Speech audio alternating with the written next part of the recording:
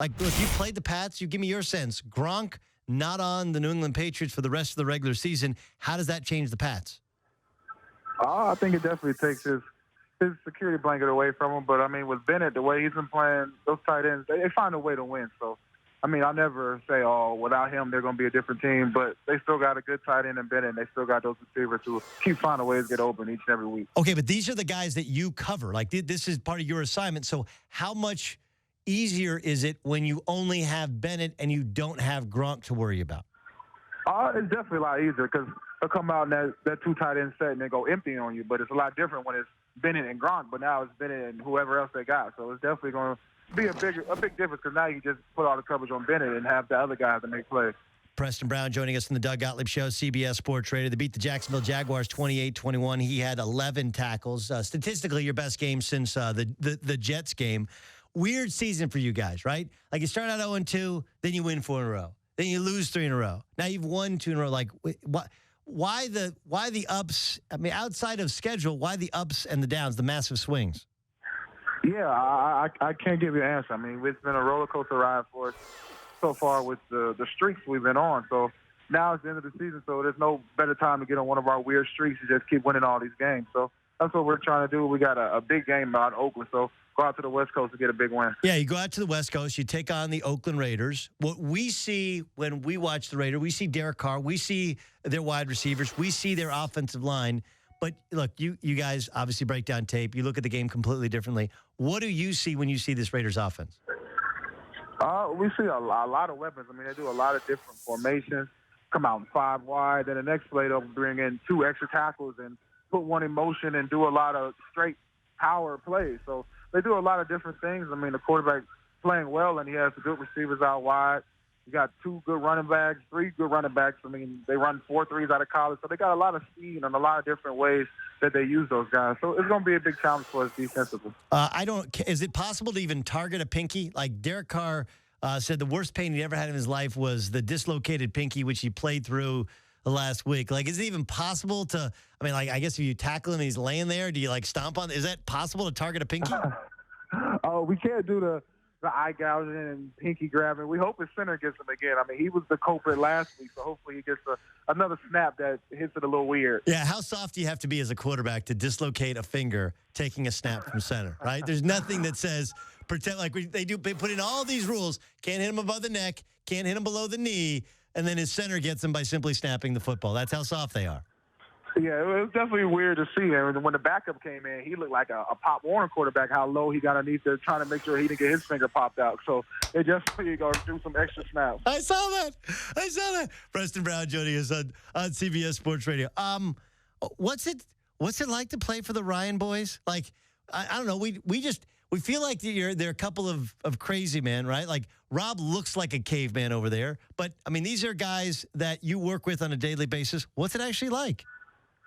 It's great. I mean, they bring an excitement to the meeting room that I didn't have my earlier years when they weren't here. So having them around, it's just exciting. I mean, every time we have install, usually a boring kind of day, but Rob always gives everybody upbeat, has a little walk-down music like a wrestler, do different things to get people excited. All right, so what do you do this week?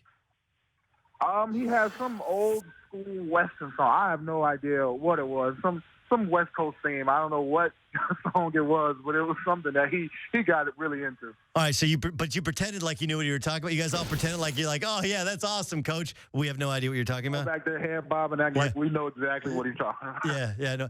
All right, so look, we mentioned how crazy a year it's been, the roller coaster ride. Like, you guys have this weird schedule where this is your 3rd of 4 games on the road, right? Seahawks, in which you were really competitive. You lost on the road. Then you went to Cincinnati, got a win. Return home to Jacksonville. You go to Oakland. But then you got 3 at home. Like, anybody who declared you dead after those 3 straight losses, just look at this schedule. Give me your sense of where this team is. I think we're in a good place. I mean, we're getting Sammy Watkins and McCoy, all those guys on offense back.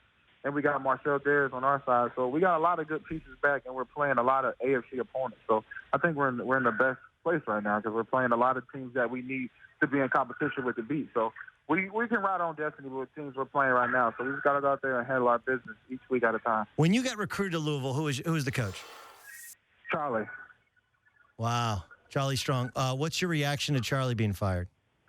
I was sad. I mean, because I know what a great guy Charlie is, and how he was a father figure to me and all those other guys on that team, and just how he helped us become better men. So we know what he did for that program to help those guys get better, and I think they'll get better each and every year without him being there. But we know how good of a guy Charlie is. All right, so Lamar Jackson is most likely to win the Heisman Trophy. Like he didn't play well down the stretch, and some of those numbers he put up against bad teams. But like most people, like he's still going to win the award, right? As a Louisville guy who went there during the Charlie rebuild time, like people forget that it was bad for a while. Like it went down for a while. It was a Cragthorpe. It was not good. To have a Heisman Trophy winner at your alma mater, do you feel that? Like, does that resonate with you, or because you're in the league, it doesn't matter as much? I mean, being from there, it's a great accomplishment if that were to happen. I mean, because we got Johnny Unitas, the statue out front, but he didn't do anything like that in college. It was more of a professional thing. So to see a guy like that, what he's done to the ACC, it's a great accomplishment for him. So if he can win the Heisman, it'll be a big accomplishment for the whole school, alumni, everybody. We'll all be excited for him. All right. Do you know anything about the Sammy Watkins deal where he appears to have a broken bone in his foot? Like even your offensive coordinator said he has a broken bone, but he still might play, and he did play, in fact, last week. Like, do you guys know offensively what's happening on that side of the ball? I don't know what's wrong with his foot, but I know he looks good, better than a lot of people with two good feet. So he looks good to me. I mean, I went bowling with him, and I knew he'd be able to play the next week. So I saw him looking good. So I think he'll be all right. So hopefully it's limit his reps and practice and whatever he got to do, because when he's out there, I mean, there's not many receivers like him. Are you a good bowler? No, I'm awful. I barely cracked 100, but he was doing pretty good in the twos, so he did all right. Does anybody have their own ball? Like, does anybody show up and be like, wow, you're a bowling guy? Aaron Williams is the guy who brought his own ball, wiped it down, and looked like somebody on ESPN at 5 in the morning. And was he good? He was like 230, 240, so I think better than I ever did. Yeah, that's pretty good, right? That's like you can't show up with the good gear to play pickup ball, right? Like you got like the nice shorts on, the brand new Jordans, and like somebody throws you the ball and you start shooting the ball with two hands over your head and you're saying, and make it rain, right? You can't do that when you're bowling. You can't show up with a bowling ball, like polish that thing up, and you go and like you're like 99 and you roll one strike and you're like, yeah, knew it all the time. Like, so he actually had some, right? You had some game. Yeah, he had his own shoes, everything. So he was prepared.